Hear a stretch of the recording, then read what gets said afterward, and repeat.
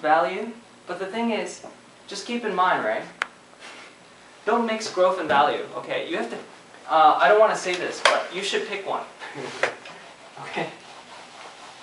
You are either a value investor or you're a growth investor. Does that make sense? So even though I told you value is like cheap, right? Discount. Growth is growing very fast. These are two different types of people. Pick one. You can't do both. You can, but then there's no purpose. Then you can just go run off and do whatever you want, right?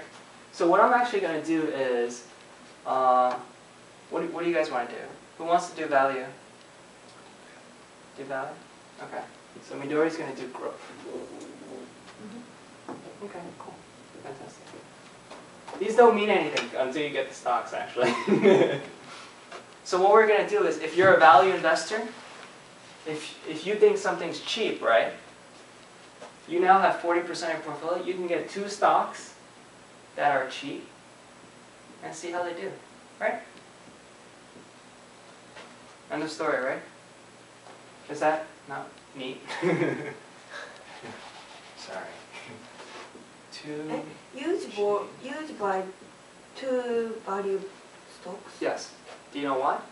Because in order to make money, or a lot of money, you can put 20%. So he can buy 2 big things that can make a lot of money. That's one way he can do it. Or he can buy 1 cheap, right, with 20%. And then he can buy 2 kind of cheap, 10%. So that means he can buy 3 value investments, right? But he thinks this one's the cheapest. Does that make sense? This one he thinks is worth a lot more. This one he thinks they're cheap too, but he doesn't think they're going to grow as much. You know what I mean? So you can do this if you have more. Obviously, you can just change it however you want. But you remember that the reason you're doing a value investment is that you want to make money. So I suggest you at least put 1 thing with 20%. 20, 25% even. If you want to just push your luck, right? Does that make sense? And what you would do is, Midori, you're gonna pick 1 growth stock that you really want to make money from, right? And you put 20% in it, right? 20, 25%, because you think it's really gonna make money, and you're gonna put this much inside. Because if you put 10%, even if that grows a lot, you don't make enough money. You know what I mean? So this part of your portfolio, right, is for you to make money. Does that make sense? Whenever you have a portfolio, or you need to make money somehow, right? This is why I spent so much time talking about growth and value. Because remember I went through this? Like McDonald's, 3%, 5%. But if you have a growth or value, sometimes 30%, 30%, 50%. You can make more money. But in order to make that even better, if you put 20% of your money into that, and it grows 30%, you can make a considerable amount of money. Does that make sense? Does that make sense, Midori? Why I have just 20%? It was 40%. No, you can put another one here. Does that make sense? Yeah. And also, usually is totally. No, 40%. Yeah, you can do whatever you want, but what I suggest is at least you need to have 1 with 20%. Then you can do whatever you want with the rest. You know what I mean? But you should at least make money somewhere, right? At least do this. But for this 20%, you can break it into 2 or even 4. I don't suggest 4 is like really stupid, because if you have 4 of them, right, and you only have 5% of your money in it, that's just terrible. Does that make sense? That defeats the risk. So maybe 2 at the most of 10%. Some ideas. This is just for long idea, right? Because value and growth is a long idea. You think they're going to make money. Does that make sense? You're all set away? It's pretty simple, actually. And why is it 40 and 20? I made this up, and there's a reason why. So I made this 40% up because I wanted you guys to have more of a learning experience. And also, I mean, this is, if you have 2 of them and they make money, you make a certain amount of money on your portfolio. If I just made this 20%, it's not enough for you to make money. If I made this 60, that's too high. It's very dangerous, right? So that's why I chose 40. And then you guys know why I chose 30% cash, right? So what's 40 plus 30? 70, right? So that means we have 30 left. So the reason I chose 10% for commodities is, you remember I said 5% or less? These are all numbers. They'll make sense when you actually put the money inside, right? So the reason I said 10% is because I want you guys to invest in 2 commodities. So let's say gold and corn or something, right? The reason why I want you guys to do this is because it's to understand more about that, right? I want you guys to understand more about oil and stuff. Because when you look at Wall Street headlines, right, there's many stocks or something, right? Or in commodities. But these are the main commodities: gold, silver. Actually, it's just gold. Gold, oil. That's it. And sometimes corn and stuff. And obviously, when this happens, what's left? Short position of 20%. When you guys are done writing, I'll explain the short position. I don't know if this is water for the marker or not. Did you get that water? Yeah, I think so. Oh, okay. But the thing is, like, I kept drinking it, but like it's still full, so I don't want to think about it. Yeah. Are you all set away, Midori? So this makes sense, because you need 40% to make money, right? This makes sense. You need to have some cash for opportunities, right? Commodities, this makes sense.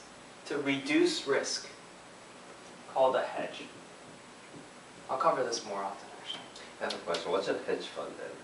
I mean, you know, like just. So a hedge fund is a hedge fund. What they do is all they have is they're doing this for you. A hedge fund does the same thing. They have a lot of stocks, bonds, and everything. They're basically like an investor, but they have more money than you, right? Because as one person, even if you're rich, you have $1 million. But a hedge fund has many investors, many rich investors. So a hedge fund has $1 billion. So they manage money for a lot of people. So that means they have the ability to buy more stocks, more longs. They can buy like 18 stocks, right? They can buy 18 this, 30 this, and whatever that, right? And they'll use my same percentages, but they have more money. You gotta be rich to be right. kind of a hedge And the fund. reason why they're called a hedge fund is fund means fund, right? Just, you know, a lot of money in a circle. And hedge, you remember what I said hedge was? Something that reduce risk. So how does it reduce risk? Because if that makes money, then you lose less money, right? So a hedge fund has a lot of hedges. That's what they're called. One of these hedges is commodities. The other one is options. Options is like future stuff. It gets very like complicated. But yeah, I'm sure you've heard of it before.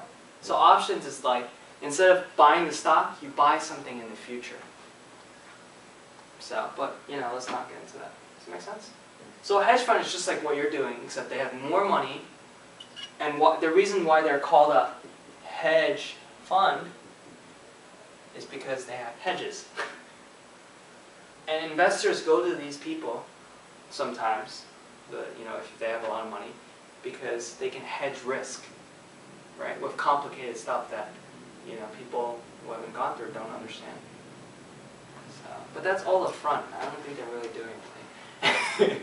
Anyways, so now you guys understand these three, right? 30, 40, 10. So that's the reason why I did that, right? To make money, keep money, hedge. Now I'll explain short. So you guys remember what short was, right? Let me just remind you very quickly. When it's going down, right? And the reason why it's going down, you borrow and you return less, right? Okay, perfect. Now, so the reason why I put 20%, one reason was because this is what's left. So 40 plus 30 plus 10 is 80. So the rest of it has to be short, right? Also, I think having short positions in a portfolio is very important. Short positions is actually, It's dangerous. So short positions is sort of dangerous because long means that it keeps going long. But what happens if you short a stock, right, and the price keeps going up? That means that basically if you lose money, you have unlimited loss. So I'll explain what that means. So if you invest in a stock that's $20, right, and it becomes $0, it goes bankrupt. So you lose $20 times how many shares you got, right? You don't need to figure out the number, right? But if you short a stock, check this out. If you short a stock is $50, you short it, that means you think it's going to go down, right? But you lose money if the stock goes up, right? Because you're shorting it. Just like the example we talked about in class. So shorting is going down, right? But let's say it went up. So this was the case with like UG. Remember when Roberto did well, the stock price went up, so UG does well, right? This number can go up to anything. You know what that means? So $50 can go very, very high. A stock can go up to like $1 million if it wants to, right? So that means there's unlimited loss. If you're betting that it's going to go to 0, right, because you think it's going to go down, that means that there's only negative 50 here, but there's like, this is infinity, right? You guys know what that is? But anyways, it's endless.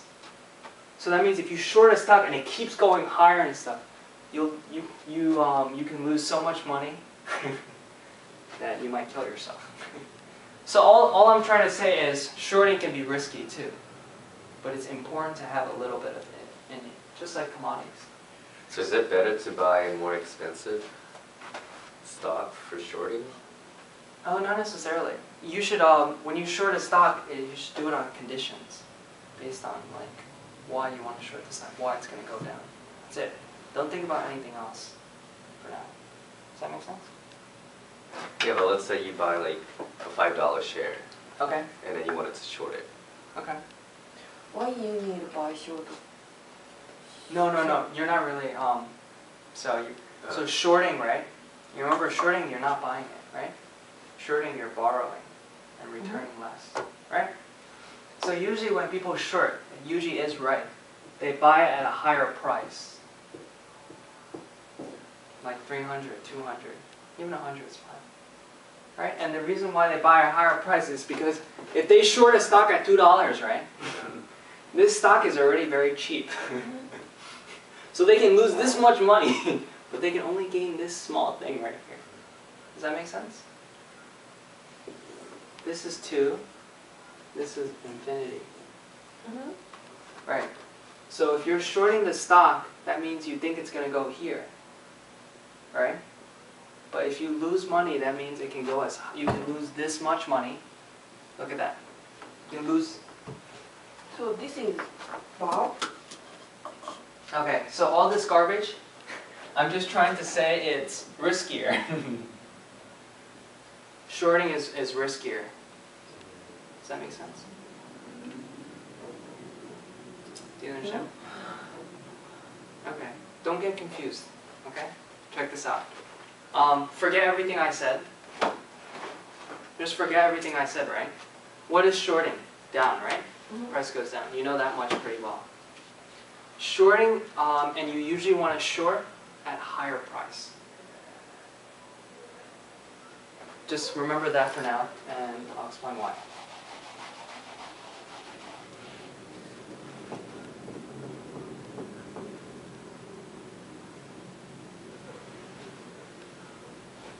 So, Midori, which stock would you short?